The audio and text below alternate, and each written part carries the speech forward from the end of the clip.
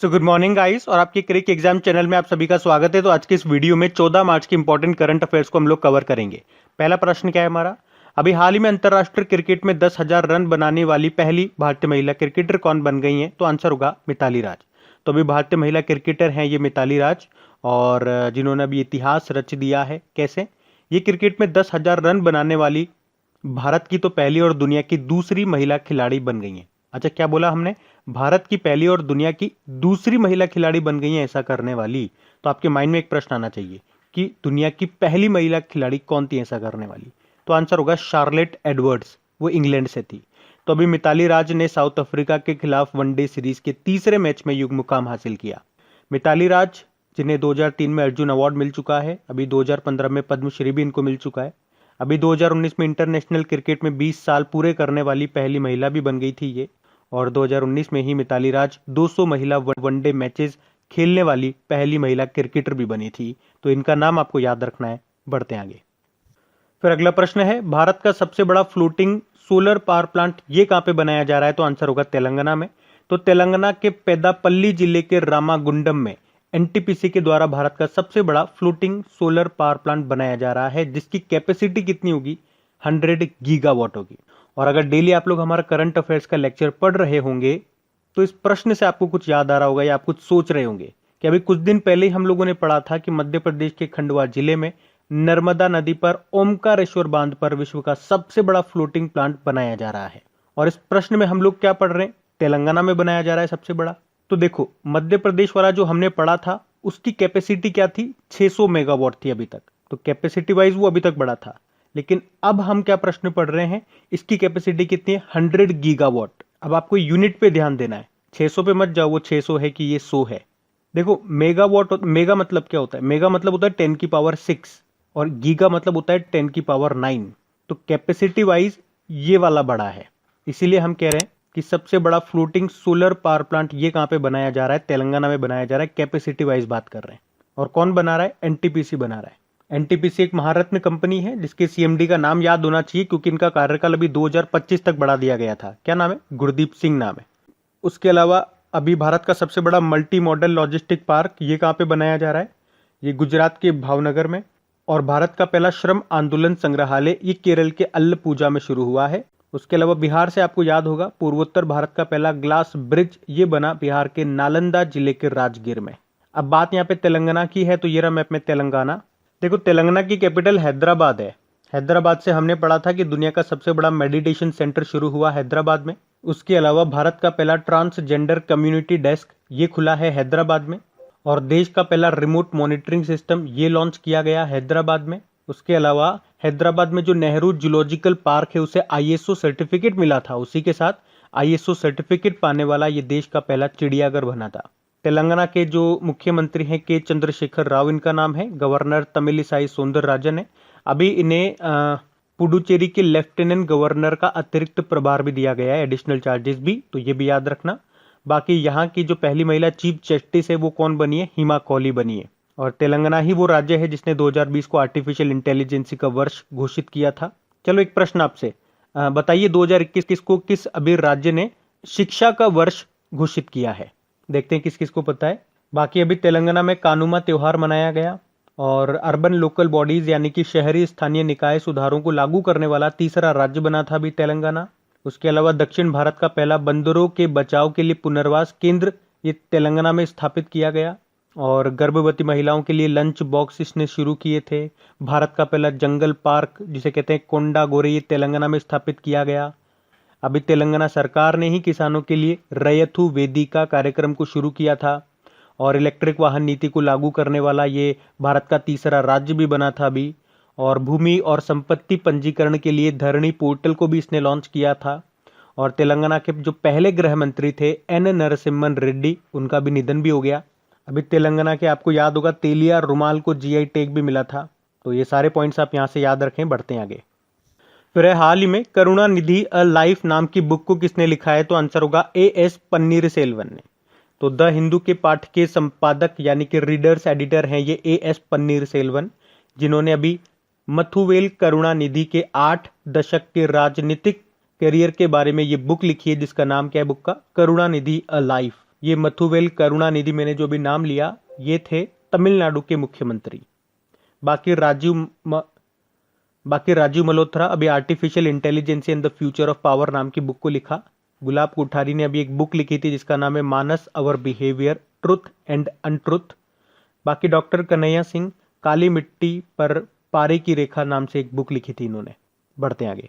फिर अगला प्रश्न है, one nation one ration card के लिए सरकार ने अभी कौन सा मोबाइल एप्लीकेशन लॉन्च किया? तो आंसर होगा मेरा राशन। तो देश में one nation one ration card प्रणाली की सुविधा के लिए सरकार ने मेरा राशन नाम से एक मोबाइल एप्लीकेशन को लॉन्च किया है। तो इस एप्लीकेशन से विशेष रूप से उन राशन कार्ड धारकों को लाभ होगा जो रोजगार की तलाश में अपने राज्यों को छोड़कर नए क्षेत्रों में काम करने के लिए जाते हैं। और इसे खाद्य व सार्वजनिक वितरण विभाग ने लॉन्च किया अभी, जिससे लाभार्थी खुद ये चेक कर सकेंगे कि उनको कितना अनाज मिलेगा। और ये तो मैं आपको कई बार बता चुका हूँ, one nation one ration card है क्या। जैसे आप किसी एक पर्टिकुलर स्टेट में रहते हो और वहाँ पे आपके पास कोई राशन कार्ड है, तो राशन की दुकान से वहाँ पे आपको जो सब्सिडी वाला अनाज होता है वो मिल जाएगा। लेकिन आप किसी दूसरे स्टेट में चले जाते हो तो सेम राशन कार्ड से आपको वहाँ पे भी अनाज मिल जाएगा, भारत के किसी भी राज्य में आप चले जाओ। तो ये इसका बेनिफिट है। बाकी अभी और कुछ मोबाइल एप्लीकेशंस भी न्यूज़ में आई थी, मैं आपको बताता हूँ। जैसे कि जो हमारे ट्राइबल अफेयर्स मिनिस्टर हैं अर्जुन मुंडा, उन्होंने प्रवासी श्रमिकों के लिए श्रम शक्ति पोर्टल को लॉन्च किया था। उसी प्रकार जम्मू कश्मीर सरकार ने अभी भ्रष्टाचार की शिकायतें दर्ज करने के लिए सतर्क नागरिक मोबाइल एप्लीकेशन को लॉन्च किया था। अभी वैसे पंजाब सरकार ने डीजी नेस्ट मोबाइल एप्लीकेशन को भी लॉन्च किया था। आपको याद होगा अभी केरल में भी स्नैक पीडिया मोबाइल एप्लीकेशन को लॉन्च किया गया था। तो ये भी ध्यान रखना। बढ़ते हैं आगे। फिर देखिए अगला प्रश्न क्या है, अभी हाल ही में इंडियन बैंक के कार्यकारी निदेशक यानी कि एग्जीक्यूटिव डायरेक्टर के रूप में किसे नियुक्त किया गया? तो आंसर होगा इमरान अमीन सिद्दीकी को। अच्छा, इंडियन बैंक से आपको कुछ याद आता है क्या? चलिए बताइए, किस बैंक का विलय हुआ था, मर्ज हुआ था इंडियन बैंक में? तो आंसर होगा इलाहाबाद बैंक, आपको याद होगा। इसी तरह से आपको याद होना चाहिए यूनाइटेड बैंक ऑफ इंडिया और ओरिएंटल बैंक ऑफ कॉमर्स का विलय हुआ था, मर्ज हुआ था पंजाब नेशनल बैंक में। आंध्रा बैंक, कॉरपोरेशन बैंक, इनका मर्जर हुआ था यूनियन बैंक ऑफ इंडिया में। और एक और था सिंडिकेट बैंक, उसका मर्जर किस में हुआ था? कैनरा बैंक में। बाकी देखो इंडियन बैंक का हेडक्वार्टर आपको मिलेगा चेन्नई में। इसके सीईओ हैं पद्मजा चुंदुरू। अभी विश्ववीर आहूजा वैसे आरबीएल बैंक के नए एमडी सीईओ बने थे, ये भी नया अपॉइंटमेंट है। बाकी जेके शिवन भी हमने पढ़ा, अभी धनलक्ष्मी बैंक के नए एमडी सीईओ बने। और ये भी लेटेस्ट है, माधव वेंकट राव नाम सेंट्रल बैंक ऑफ इंडिया के एमडी सीईओ बने थे। तो ये नाम भी आप याद रखना। बढ़ते हैं आगे। फिर है, हाल ही में किस एयरपोर्ट ने भारत का पहला समर्पित एक्सप्रेस कार्गो टर्मिनल खोलने की घोषणा की है? तो आंसर होगा केम्पेगौड़ा इंटरनेशनल एयरपोर्ट ने। तो भारत का पहला dedicated express cargo terminal Kempegowda international airport Bengaluru के द्वारा लॉन्च किया गया है। तो ये एक समर्पित एक्सप्रेस कार्गो विशेष रूप से अंतरराष्ट्रीय कोरियर के आयात और निर्यात के लिए है, यानी कि इंपोर्ट और एक्सपोर्ट के लिए है। तो ये दुनिया भर में सामानों की तेज आवाजाही की सुविधा प्रदान करेगा। वैसे आपको याद होगा अभी 2020 में बेंगलुरु का ये जो केम्पेगौड़ा इंटरनेशनल एयरपोर्ट है, इसने 2020 का स्काई ट्रैक्स अवार्ड जीता था और अभी इसे वॉइस ऑफ कस्टमर्स का अवार्ड भी मिला था। बाकी भारत की पहली संपर्क रहित car parking, contactless car parking सुविधा शुरू की थी अभी हैदराबाद इंटरनेशनल एयरपोर्ट ने। और एयरपोर्ट अथॉरिटी ऑफ इंडिया का पहला 100% सोलर एनर्जी से चलने वाला पहला एयरपोर्ट कौन सा बना? पुदुचेरी हवाई अड्डा। वैसे दुनिया भर में बात करेंगे तो केरल का कोच्चि था, वो अलग से याद रखना। अभी ये जो इंदिरा गांधी इंटरनेशनल एयरपोर्ट है दिल्ली का, ये सिंगल यूज प्लास्टिक फ्री होने वाला भारत का पहला हवाई अड्डा बना था। अच्छा बताओ, अभी उत्तर प्रदेश का जो तीसरा इंटरनेशनल हवाई अड्डा बना था वो कौन सा था? Kushinagar international airport. बढ़ते हैं आगे। अच्छा फिर बताइए, अभी हाल ही में किस कंपनी ने व्हील्स ऑफ लव नाम से एक अभियान शुरू किया है? तो आंसर होगा टाटा मोटर्स ने। तो अभी टाटा मोटर्स ने व्हील्स ऑफ लव कार्यक्रम को लॉन्च किया। तो इस कार्यक्रम के तहत कंपनी में काम करने वाले लोगों के बीच आपस में सौहार्द और बच्चे सहित परिवार की उचित देखभाल पर जोर दिया जाएगा। इसके लिए व्हील्स ऑफ लव नाम से एक बुक भी तैयार की गई है। और बेसिकली इस कार्यक्रम का उद्देश्य है कि तालमेल और जागरूकता से परिवार और काम दोनों में तालमेल बिठाया जा सके। टाटा मोटर्स की बात करेंगे, हेडक्वार्टर इसका मुंबई में है। इसके अभी सीईओ कौन है? गुंटर बुचेक। और इसके चेयरमैन है नटराजन चंद्रशेखरन। बढ़ते हैं आगे। फिर है, किस राज्य की सरकार ने स्टेम फॉर गर्ल्स योजना शुरू करने के लिए आईबीएम के साथ समझौता किया? तो आंसर होगा उत्तराखंड। तो अभी उत्तराखंड ने आईबीएम के 5 जिलों में 130 सेकेंडरी और हायर सेकेंडरी स्कूलों में आईबीएम स्टेम फॉर गर्ल्स कार्यक्रम शुरू करने के लिए उत्तराखंड सरकार के शिक्षा मिशन समग्र शिक्षा उत्तराखंड के साथ समझौता किया है। तो ये जो सहयोग है, ये जो समझौता है, ये स्टेम मतलब science, technology, engineering and mathematics की फील्ड में लड़कियों की भागीदारी को बढ़ाने के लिए है। देखो, आईबीएम का हेडक्वार्टर कहाँ पर है? न्यूयॉर्क में है और इसके सीईओ हैं अरविंद कृष्णा। अच्छा बताओ, भारत में पहली बार लिथियम भंडार की खोज अभी कहाँ पे हुई थी? कर्नाटक के मांड्या जिले में। और लिथियम से ही आपको याद आता होगा, पहली बार लिथियम रिफाइनरी लगेगी कहाँ पे? गुजरात में। जबकि अभी अरुणाचल प्रदेश के पापुम पारे जिले में भारत में पहली बार वेनेडियम के भंडार भी मिले थे। अब यहाँ पे बात हो रही है उत्तराखंड की, तो ये रहा मैप में उत्तराखंड। देखो, उत्तराखंड की 2 कैपिटल हो गई है। विंटर कैपिटल देहरादून है और समर कैपिटल इसकी गैरसैंण है। मुख्यमंत्री, अच्छा नए मुख्यमंत्री बन गए तो इनका नाम याद रखना स्पेशली आप, तीरथ सिंह रावत है। गवर्नर बेबी रानी मौर्य हैं और अभी नए चीफ जस्टिस बने हैं उत्तराखंड के, कौन? राघवेंद्र सिंह चौहान। याद रखना, भारत का सबसे बड़ा ग्राउंड बेस्ड ऑप्टिकल टेलीस्कोप ये उत्तराखंड में स्थापित किया गया है। अभी उत्तराखंड सरकार ने घरों की पहचान चेली का नाम योजना शुरू की थी और अभी उत्तराखंड के ऋषिकेश में अंतर्राष्ट्रीय योग महोत्सव का भी उद्घाटन किया गया। उसके अलावा महिलाओं को पति की पैतृक संपत्ति में अधिकार देने वाला देश का पहला राज्य भी बना था उत्तराखंड। उसके अलावा उत्तराखंड में अभी 1 दिन की मुख्यमंत्री कौन बनी थी? सृष्टि गोस्वामी। और अभी मनरेगा के तहत कार्य दिवसों की संख्या को 100 से बढ़ाकर कितना कर दिया उत्तराखंड सरकार ने? 150 कर दिया।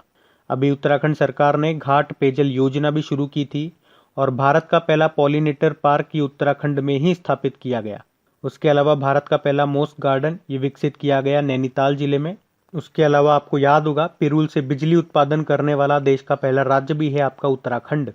और देश का पहला हिम तेंदुआ संरक्षण केंद्र स्नो लेपर्ड कंजर्वेशन सेंटर ये उत्तराखंड के उत्तरकाशी में बनेगा। उसके अलावा भारत का पहला लाइकेन पार्क ये बना है उत्तराखंड के पिथौरागढ़ के मुनस्यारी में। 2 टाइगर रिजर्व आपको यहाँ मिल जाएंगे, राजाजी टाइगर रिजर्व और Jim Corbett tiger reserve. Tehri dam आपको यहाँ पे मिल जाएगा, भागीरथी नदी पर है, कई बार एग्जाम में आता है ये, तो ये स्पेशली याद रखना। बढ़ते हैं आगे। फिर बताइए, भारत के किस राज्य में अर्जुन सहायक सिंचाई परियोजना को शुरू किया गया? तो आंसर होगा उत्तर प्रदेश में। तो उत्तर प्रदेश सरकार के द्वारा अर्जुन सहायक इरिगेशन प्रोजेक्ट को अभी धसान नदी पर लागू किया जा रहा है और इस परियोजना की अनुमानित लागत है 2600 करोड़ रुपए और इसे इस साल पूरा कर लिया जाएगा। इसमें 1.5 लाख से ज़्यादा किसानों को सिंचाई करने और राज्य के 168 गांवों को पानी उपलब्ध कराने की उम्मीद है। तो याद रखना, अर्जुन सहायक इरिगेशन प्रोजेक्ट ये शुरू हुआ है उत्तर प्रदेश में। अभी भारत का पहला वन चिकित्सा केंद्र का उद्घाटन भी किया गया था, कहाँ पे? उत्तराखंड में। जबकि तमिलनाडु के सेलम में एशिया के सबसे बड़े मवेशी पार्क कैटल पार्क का उद्घाटन किया गया था। और भारत का सबसे बड़ा मल्टी मॉडल लॉजिस्टिक पार्क ये गुजरात के भावनगर में खुलेगा। लेकिन यहाँ तो बात हो रही है उत्तर प्रदेश की, तो ये रहा मैप में उत्तर प्रदेश। तो इसकी कैपिटल हो गई लखनऊ, जो कि गोमती नदी के किनारे स्थित है। मुख्यमंत्री हो गए योगी आदित्यनाथ और गवर्नर हैं आनंदीबेन पटेल, जो कि मध्य प्रदेश की भी हैं। और यहाँ के चीफ जस्टिस है गोविंद माथुर। अभी आपको याद होगा, उत्तर प्रदेश के लखनऊ में गुड़ महोत्सव, जिसे आप जयगिरी महोत्सव भी बोल सकते हैं, वो मनाया गया था। अभी उत्तर प्रदेश सरकार ने आत्मनिर्भर कृषक समन्वित विकास योजना शुरू की थी और उत्तर प्रदेश सरकार ने लैंड होल्डिंग्स की पहचान करने के लिए 16 अंकों का एक यूनिकोड भी जारी किया था। उसके अलावा जनता दर्शन मोबाइल एप्लीकेशन लॉन्च किया। अभी आपको याद होगा, अल्ट्रा वायलेट रे से कोचेज को सैनिटाइज करने वाली पहली मेट्रो सेवा बनी थी लखनऊ मेट्रो। और अभी युवाओं के लिए उद्यम सारथी एप्लीकेशन भी लॉन्च किया था उत्तर प्रदेश सरकार ने। उसके अलावा अभ्युदय योजना भी शुरू की थी और उत्तर प्रदेश के झांसी में पहली बार स्ट्रॉबेरी महोत्सव का भी आयोजन किया गया था। उसी तरह से उत्तर प्रदेश सरकार ने अभी प्रशिक्षु प्रोत्साहन योजना शुरू की थी, मुख्यमंत्री माटी कला रोजगार योजना शुरू की थी और प्रधानमंत्री आवास योजना अर्बन मिशन के कार्यान्वयन में उत्कृष्टता के लिए प्रथम पुरस्कार भी जीता था उत्तर प्रदेश ने। शादी अनुदान योजना भी यहाँ पे शुरू हुई थी। यहाँ का राजकीय पशु कौन सा है? बारहसिंगा। फूल है पलाश का और वृक्ष है अशोक का। बाकी भारत का पहला मेगा चमड़ा उद्योग पार्क ये बनेगा कानपुर में, जिसे लेदर सिटी भी बोलते हैं। विरासत अभियान भी शुरू हुआ था यहाँ पे। और एक टाइगर रिजर्व आप स्पेशली याद रखें, पीलीभीत टाइगर रिजर्व, जो भी न्यूज़ में था, क्योंकि बाघों की आबादी को दोगुना करने के लिए इसे अंतर्राष्ट्रीय पुरस्कार मिला था अभी। और यहाँ पे आपको मिलेगा अयोध्या हवाई अड्डा, जिसका नाम अभी बदल करके मर्यादा पुरुषोत्तम श्रीराम हवाई अड्डा कर दिया गया। तो इतने पॉइंट्स आप उत्तर प्रदेश से अभी लेटेस्ट याद रखें जो भी न्यूज़ में थे। बढ़ते हैं आगे। फिर बताइए अभी हाल ही में किस राज्य में स्वर्णिम अंतरराष्ट्रीय शिवरात्रि मेले का उद्घाटन किया गया? तो आंसर होगा हिमाचल प्रदेश में। तो अभी हिमाचल प्रदेश के जो मुख्यमंत्री हैं जयराम ठाकुर, उन्होंने अभी राज्य के पड्डल मैदान में प्रसिद्ध स्वर्णिम अंतरराष्ट्रीय शिवरात्रि मेले की शुरुआत की है। अभी आपको याद होगा अंतरराष्ट्रीय योग महोत्सव का उद्घाटन किया गया था उत्तराखंड में, और उद्यान महोत्सव 2021 का आयोजन किया गया था बिहार में, और लोक कला उत्सवम 2021 का आयोजन किया गया था कहाँ पे? केरल में। अब यहाँ पे बात हो रही है हिमाचल प्रदेश की, तो ये रहा मैप में हिमाचल प्रदेश। तो हिमाचल प्रदेश है तो देखो इसकी 2 कैपिटल है। शिमला इसकी समर कैपिटल है, धर्मशाला इसकी विंटर कैपिटल है। मुख्यमंत्री हो गए जयराम ठाकुर और गवर्नर हैं बंडारू दत्तात्रेय, और यहाँ के चीफ जस्टिस है लिंगप्पा नारायण स्वामी। अभी आपको याद होगा संपूर्ण रूप से ई कैबिनेट लागू करने वाला पहला राज्य बना था हिमाचल प्रदेश। और अभी हिमाचल प्रदेश की सबसे कम उम्र की जिला परिषद अध्यक्ष बनी थी कौन? क्या नाम है उनका? मुस्कान। उसके अलावा आपको याद होगा नीति आयोग ने जो अभी नवाचार सूचकांक यानी कि इनोवेशन इंडेक्स जारी किया था, उसमें उत्तर पूर्वी व पहाड़ी राज्यों में टॉप पे रहा था हिमाचल प्रदेश। वैसे मेजर स्टेट्स में टॉप पे कर्नाटक था और यूनियन टेरिटरीज में दिल्ली टॉप पे था। और याद रखना देश का पहला स्की पार्क ये बनेगा हिमाचल प्रदेश के शिमला में। और हमने पढ़ा था प्रधानमंत्री ग्राम सड़क योजना के सफल कार्यान्वयन यानी कि सक्सेसफुल इम्प्लीमेंटेशन में हिमाचल प्रदेश का मंडी जिला ये भारत में टॉप रहा था। भारत में पहली बार हींग की खेती की गई थी हिमाचल प्रदेश के लाहौल घाटी में। और देश का पहला राज्य बना था हिमाचल प्रदेश नई राष्ट्रीय शिक्षा नीति को लागू करने वाला भी। उसके अलावा हिमाचल प्रदेश ने ई पंचायत पुरस्कार 2020 के तहत प्रथम पुरस्कार भी जीता था। और यहीं पे वरिष्ठ नागरिकों के लिए पंचवटी योजना भी शुरू हुई थी। और हिमाचल प्रदेश के मनाली में देश का पहला स्काई साइकिलिंग पार्क भी खोला गया था। और हिमाचल प्रदेश में आपको मिलेगी रोहतांग टनल, जिसका नाम अभी अटल जी के नाम पर रख दिया गया है। तो ये पॉइंट्स भी ध्यान रखना। बढ़ते हैं आगे। देखिए फिर अगला प्रश्न है, किस राज्य ने विधानसभा चुनाव में मतदान प्रतिशत में सुधार करने और मतदाता जागरूकता पैदा करने के लिए वोट बंदी अभियान शुरू किया? तो आंसर होगा केरल। तो अभी दिलचस्प और सूचनात्मक गीत और नारे जो वोट के अधिकार की याद दिलाते हैं, तो उन्हें वोट बंदी के माध्यम से मतदाताओं तक पहुंचाने के लिए यह अभियान शुरू किया गया है।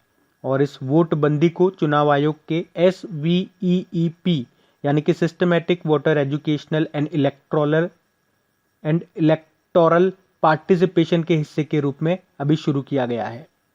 तो सिंपल सा याद रखेंगे, वोट बंदी अभियान अभी कहाँ पे शुरू हुआ? केरल में। अब केरल में शुरू हुआ तो ये रहा मैप में केरल। देखो जो केरल है उसकी कैपिटल तिरुवनंतपुरम है। पिनाराई विजयन यहाँ के मुख्यमंत्री हैं और आरिफ मोहम्मद खान यहाँ के गवर्नर हैं। चीफ जस्टिस का नाम है S मणिकुमार। बाकी याद रखना भारत का पहला पूर्ण अंतरराष्ट्रीय क्रूज टर्मिनल जिसका नाम है सागरिका, इसको केरल में स्थापित किया गया। अभी अट्टुकल पोंगला उत्सव मनाया गया था केरल में ही। और देश का पहला डिजिटल यूनिवर्सिटी ये बना केरल में ही। और केरल ने नॉलेज मिशन नाम से एक डिजिटल प्लेटफॉर्म भी अभी लॉन्च किया था। बाकी हम पढ़ ही चुके हैं केरल में स्नैकपीडिया मोबाइल एप्लीकेशन भी लॉन्च हुआ था। उसके अलावा केरल के कोझिकोड में जेंडर पार्क भी स्थापित किया जाएगा। और भारत का पहला श्रम आंदोलन संग्रहालय ये केरल के अल्लापुझा में शुरू किया गया। अभी केरल सरकार ने वन स्कूल वन IAS योजना को शुरू किया था। और देश की सबसे युवा मेयर बनी है जिनका नाम है आर्या राजेंद्रन, वो केरल से ही है। उसके अलावा ईज ऑफ डूइंग बिजनेस सुधारों को लागू करने वाला 8वां राज्य बना अभी केरल। केरल सरकार ने देश की पहली सोलर इलेक्ट्रिक RORO यानी कि रोल ऑन रोल ऑफ सेवा को भी शुरू किया। और देश की पहली सौर ऊर्जा सोलर एनर्जी से चलने वाली मिनी ट्रेन का भी उद्घाटन किया गया था अभी केरल में ही। अभी सब्जियों के लिए न्यूनतम कीमत तय करने वाला देश का पहला राज्य भी बना था केरल। और केरल पूरी तरह से डिजिटल हाईटेक क्लासरूम वाला देश का पहला राज्य भी बना है। देखो यहाँ से एक नाम याद रखना आप, KK उषा का। ये केरल की पहली महिला चीफ जस्टिस थी जिनका भी निधन हो गया। और KK उषा अलग है और KK शैलजा अलग है। KK शैलजा ये केरल की स्वास्थ्य मंत्री हैं जिन्हें यूनाइटेड नेशन ने अभी कोविड-19 से निपटने के लिए उनको सम्मानित किया था। तो इतने पॉइंट्स आप केरल से याद रखें जो अभी न्यूज़ में थे। बढ़ते हैं आगे।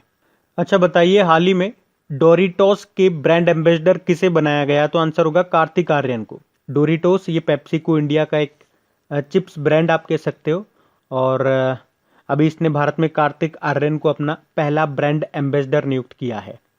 वैसे अभी ये कार्तिक आर्यन बाटा इंडिया के भी ब्रांड एम्बेसडर बने हैं, तो ये पॉइंट भी याद रखना।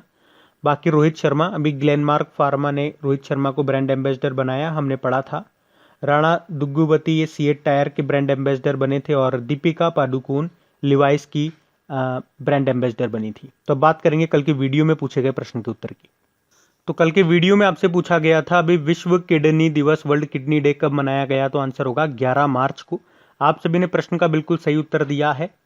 और गाइस प्लीज एक बार चेक जरूर कीजिएगा, आपने वीडियो को लाइक तो कर दिया है ना। प्लीज अगर सेशन अच्छा लगता है तो एक थम्स अप जरूर दीजिए और इसे अपने दोस्तों के साथ में व्हाट्सएप पे जो भी आपके फ्रेंड सर्कल हो, जो भी आपका स्टडी ग्रुप हो, उनके साथ इस वीडियो के लिंक को एक बार प्लीज शेयर जरूर करना।